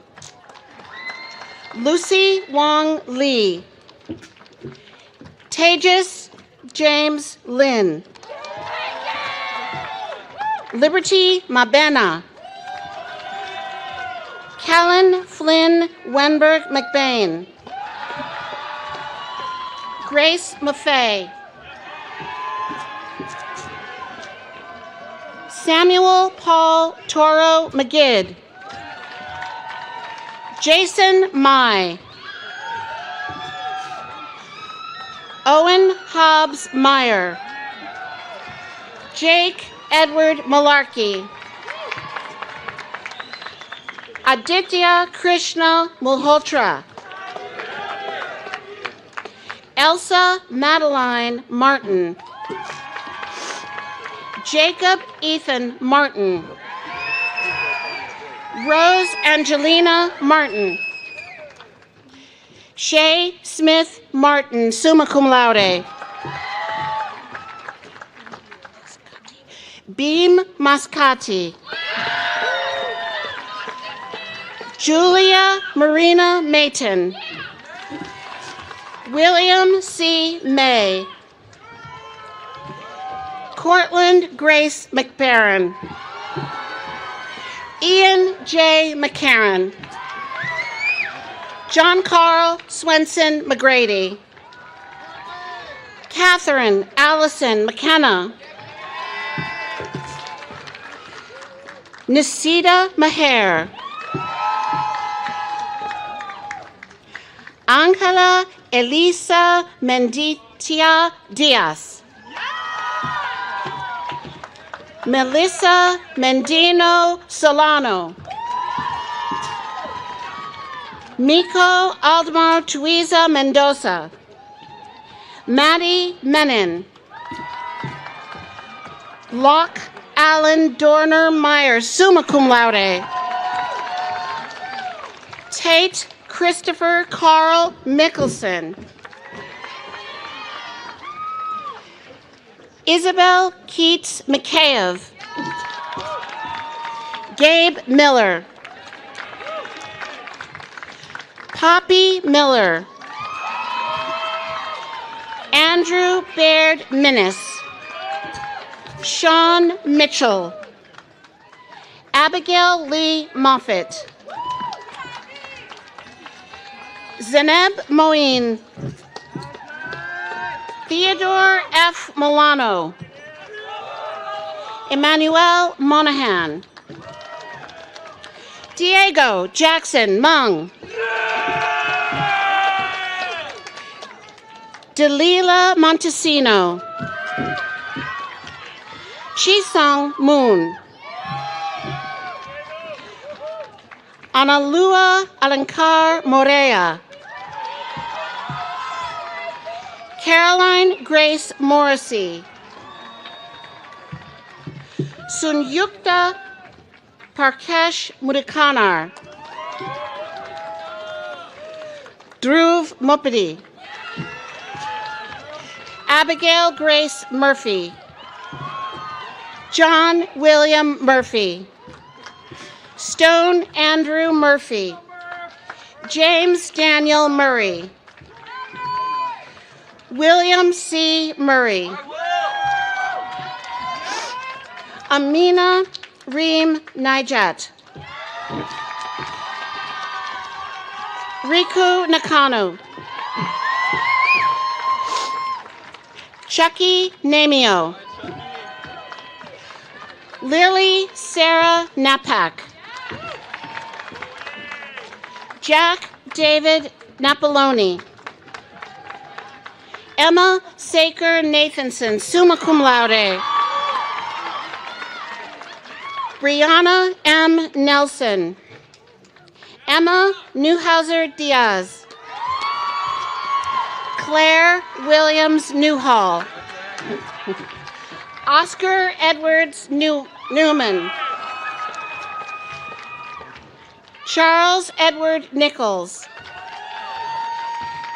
Eli Jacob Nichols, summa cum laude.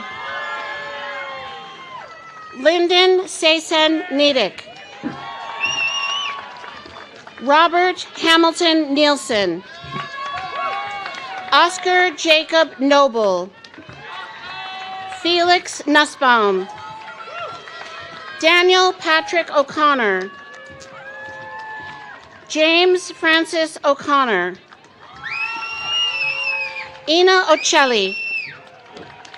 Caleb Edward Ochman.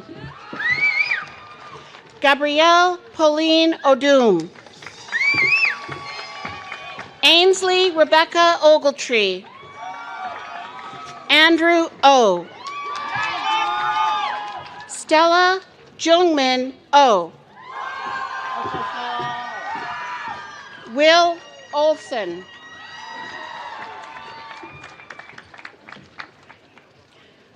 Osamiwe Osaiven. Austin Osborne. Anna Claire Owens. Carolina Pacheco Colon. Joaquin Ocampo Padilla. Abraham Inchul Paik. Kunal Paul.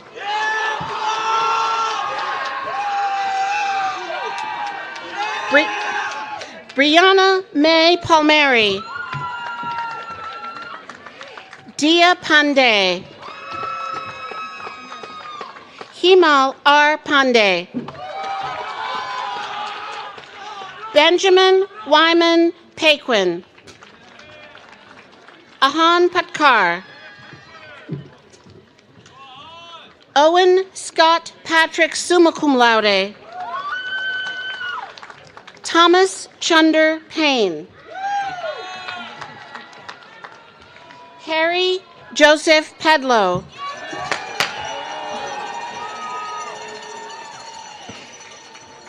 Isabella S. Pedone.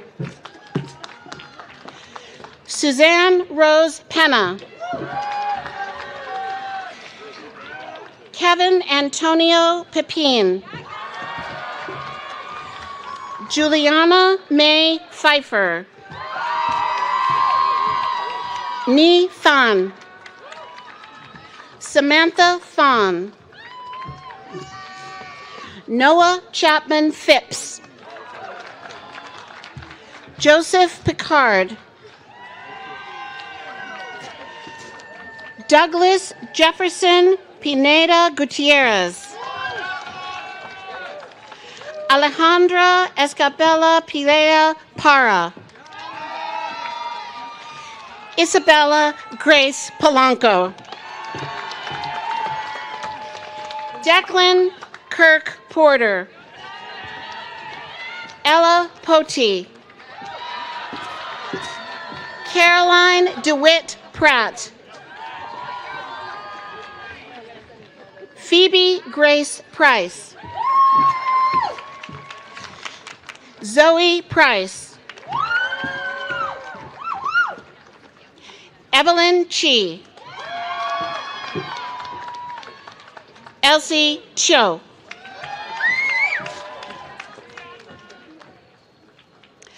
Asa Kwasny.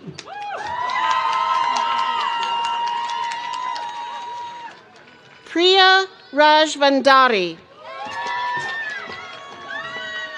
Elizabeth Angeli Ramoy. Genevieve Boucher Randazzo. Nicholas Aaron Rashkovsky. Prairie Cummings Resch. Schneur Ribner. Schnorr. Kendall Louise Rice. Alexandra Catherine Reeser. Jacob Matthew Rivet. Clem Roach. Andrew Robles. George Newton Rogers. Noe Benjamin Romero. Daisy M. Rosales. Taylor Rosenblum. Sophie A. Rosenkrantz. Naomi Ross. Sophia Betcheva Rothman. Brandon Joseph Ruffley. Claudia Catherine Russell. Ava Catherine Rust.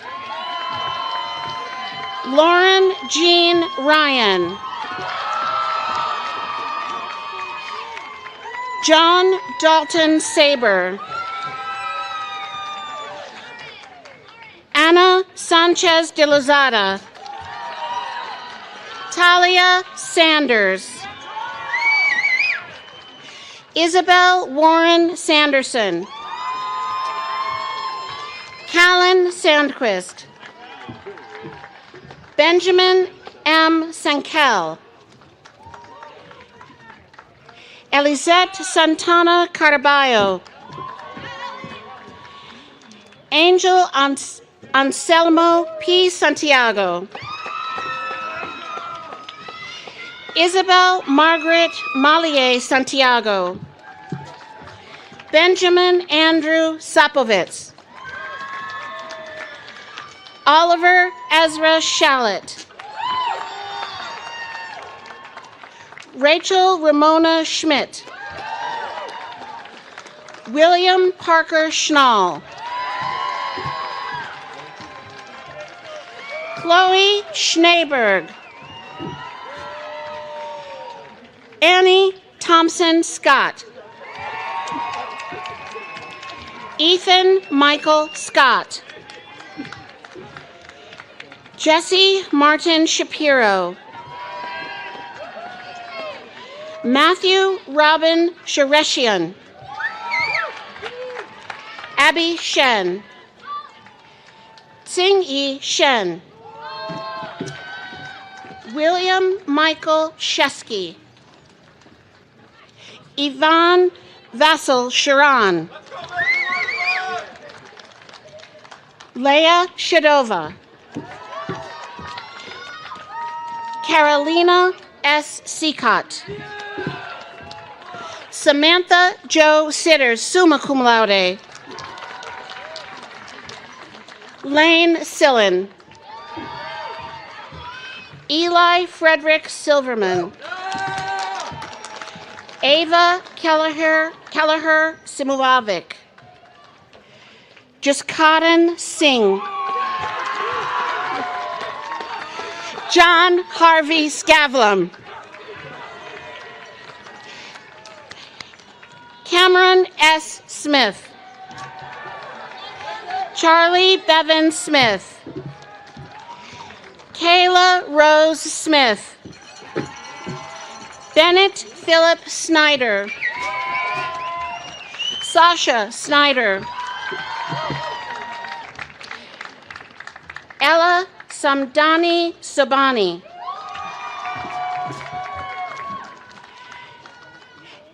Diana Soboliva. Amanda Jacqueline Selecki. Nasha Solomon.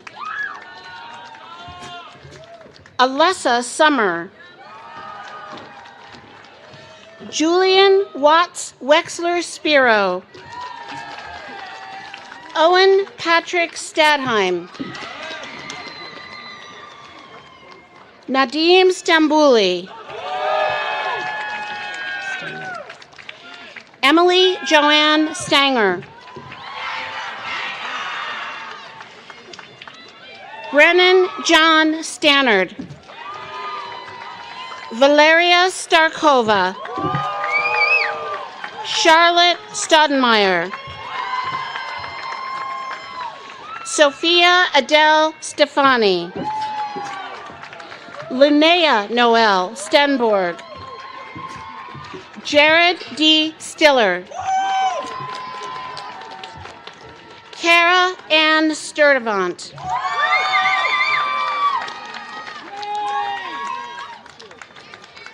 Zachary S. Sturdivant. Ariana Lucia Suarez. Bishes Suba, sorry. Isabel R. Sullivan. Onasa Sun. Jaron G. Sutton. Marta Grace Simkowick. Sebastian Tabit. Blaze Michael Takfor. Yeldana Telgatkuza. Telgatkuza.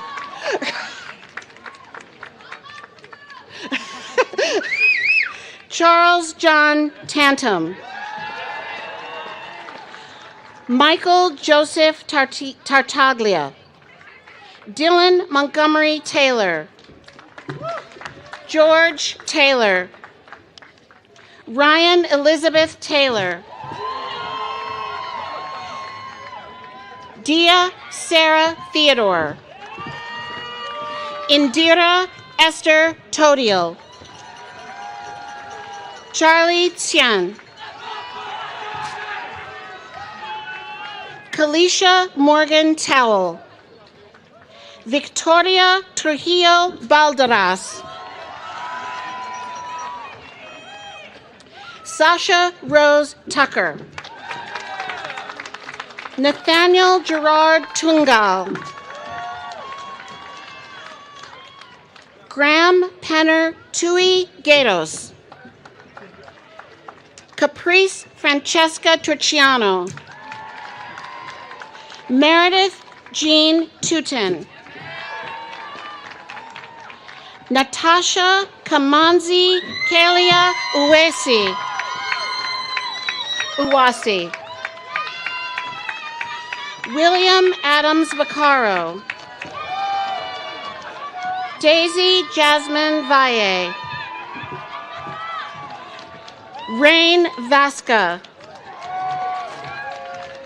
Juan Manuel Vasquez Ninco. John H. Vaughn. Jonathan Jose Michael Velasquez.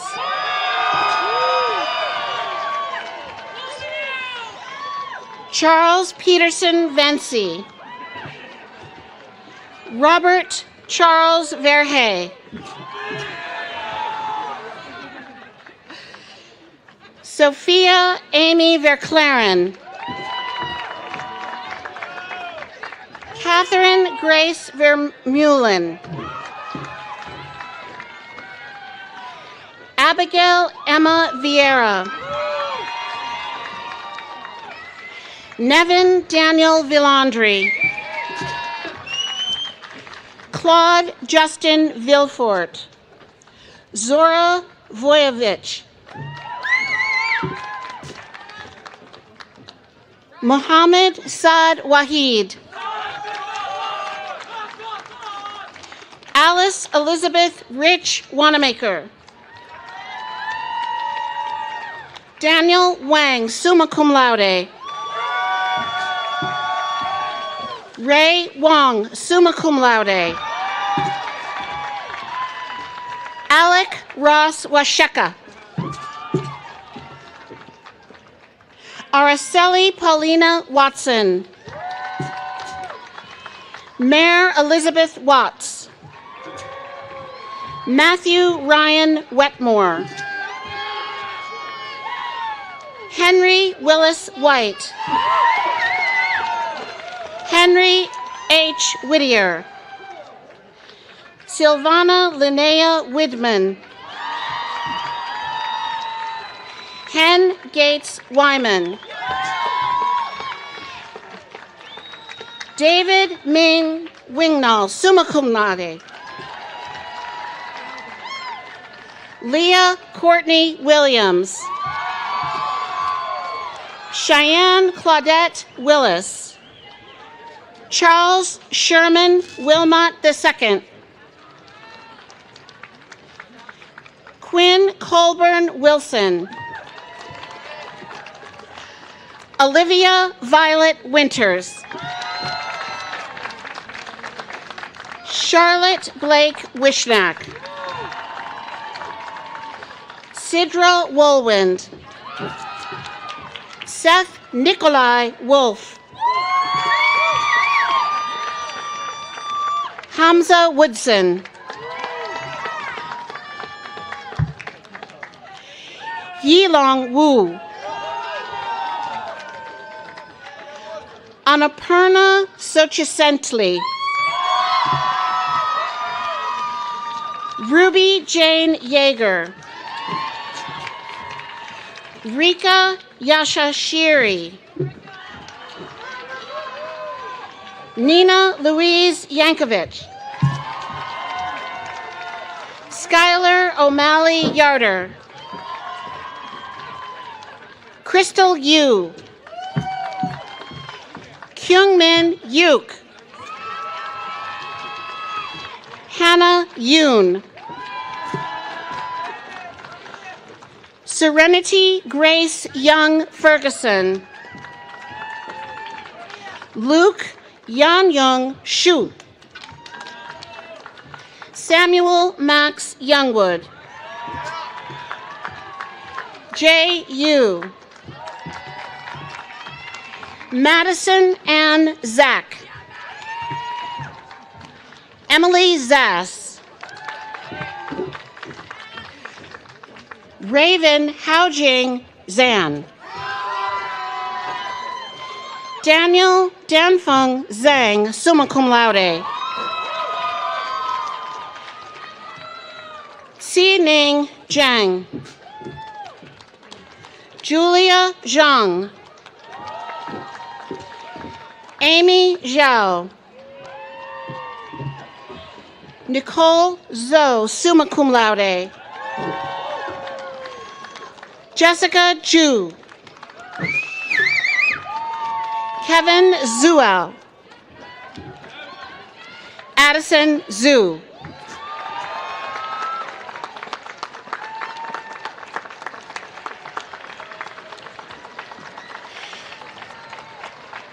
If any graduate, apart from our marshals, speakers, and musicians, has not been called, please come forward.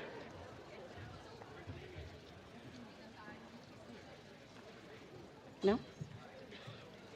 Okay. Elijah B. Diallo, class musician. Thomas Quinn Casey, class speaker. Mile Levin, summa cum laude, Phi Beta Kappa speaker.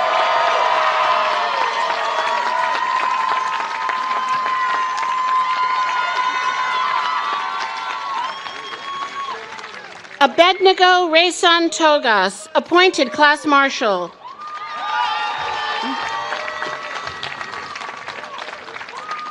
Ellen Rita Tunkara, appointed class marshal. Hannah Estelle Adams, elected class marshal.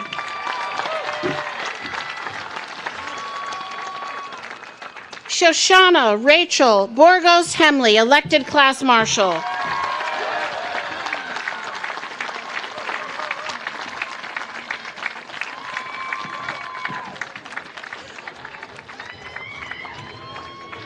Will all members of the senior class please stand or otherwise prepare for the conferral of your degree? By virtue of the authority vested in me by the Board of Trustees, I confer upon you the degree of Bachelor of Arts, entitled to all the rights honors, and privileges are appertaining thereto. Congratulations, class of 2025.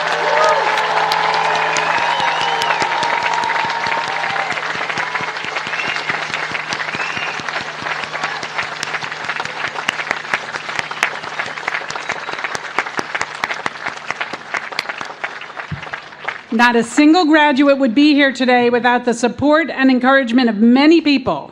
So as we celebrate them, I also ask that we recognize the parents and family members and loved ones and friends who are joining us today, as well as the many more sending love from afar.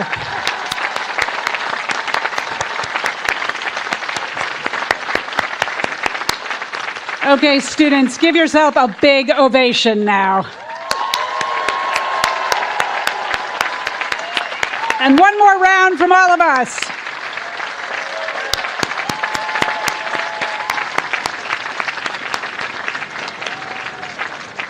Okay, please be seated. I now call on Funmi Alasunde from the class of 2006, who's president of the Society of Alumni, to welcome our new recipients of degree.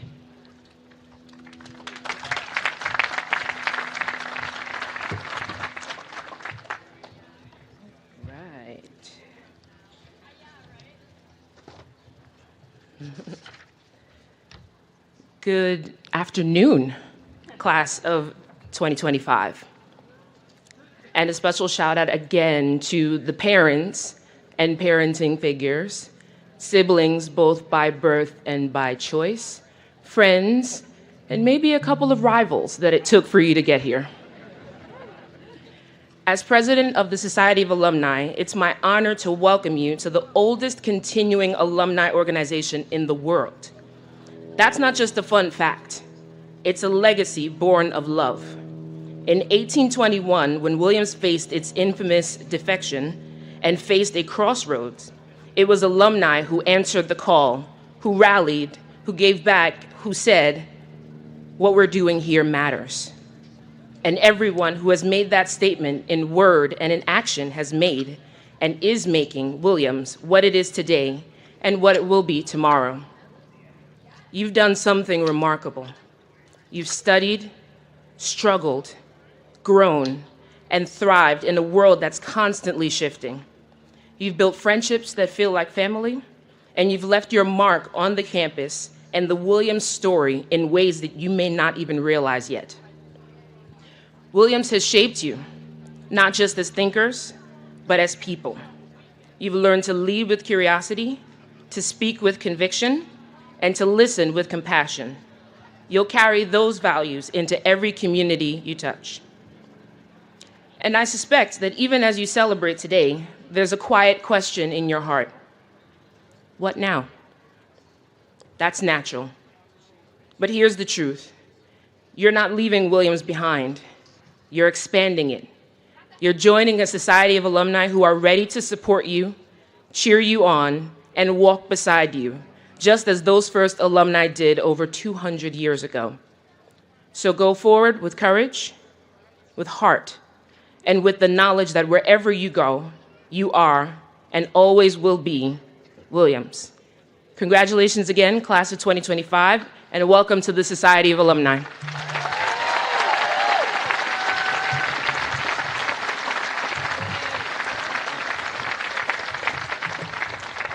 Thank you so much, Funmi. With these ceremonies now drawing to a close and in bidding you a farewell, I would remind the audience to remain standing until after the academic procession has moved out of the area. I ask the new graduates to await direction from their class marshals, and once you depart, to keep the line moving through the flags until you've reached the Route 2 sidewalk. And now, we welcome to the stage Carla Marlene Cabrera, Tiffany Grace Felix, Zachary Hobson Holton, James R. Johnson Brown, Iona Adams Kruger, Isabella Grace Polanco, and George Newton. And they will, George Newton Rogers, to perform while we sing 2 verses of the Mountains, after which the chaplain of the college will offer a closing blessing. Thank you.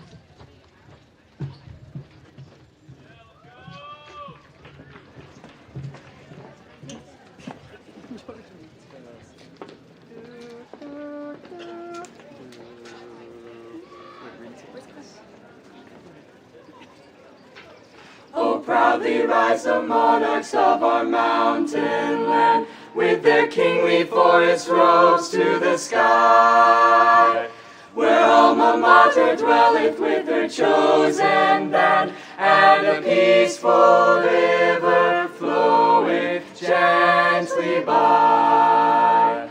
The mountains, we greet them with a song, whose echoes rebounding their woodland heights along, shall mingle with anthems that winds and fountains sing, till hill and valley gaily, gaily ring. Beneath their peaceful shadows may old William stand, till the suns and mountains nevermore shall be. The glory and the honor of our mountain land, and the dwelling of the gallants and the free. The mountains, we greet them with a song, whose echoes rebounding their woodland heights along, shall mingle with anthems that winds and fountains sing, till hill and valley gaily, gaily ring.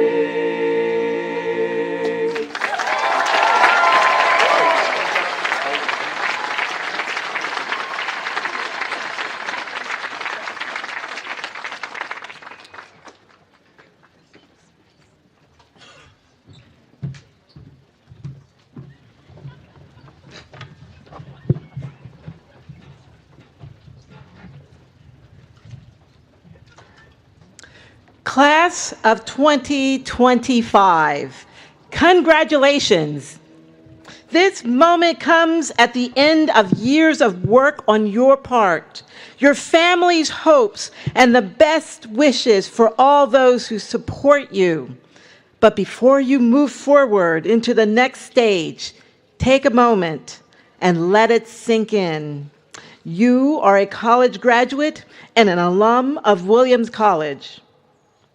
As the hard work and amazing performances fade into memory, now is a perfect time to ask the questions that go beyond what you have done and explore questions about who you are, who are your people, what work will you pursue, and will it be something that you love or a means to an end? These questions are echoed in a blessing written by the poet Jan L. Richardson. What we choose changes us. Who we love transforms us. How we create remakes us. Where we live reshapes us. Ask yourself, who have I become as a result of being here at Williams? How has all of these experiences of doing shaped who I am today? Who do I want to be moving forward? I encourage you to do this self-examination as part of the celebration. This is not just an opportunity for celebration, but for reflection. And while taking a deep breath, you may find you can now exhale. I would like to close with a variation of the ending of Richardson's poem. So, in all our choosing, make us wise. In all our loving, make us bold. In all our creating, give us courage. In all our living, may we become whole.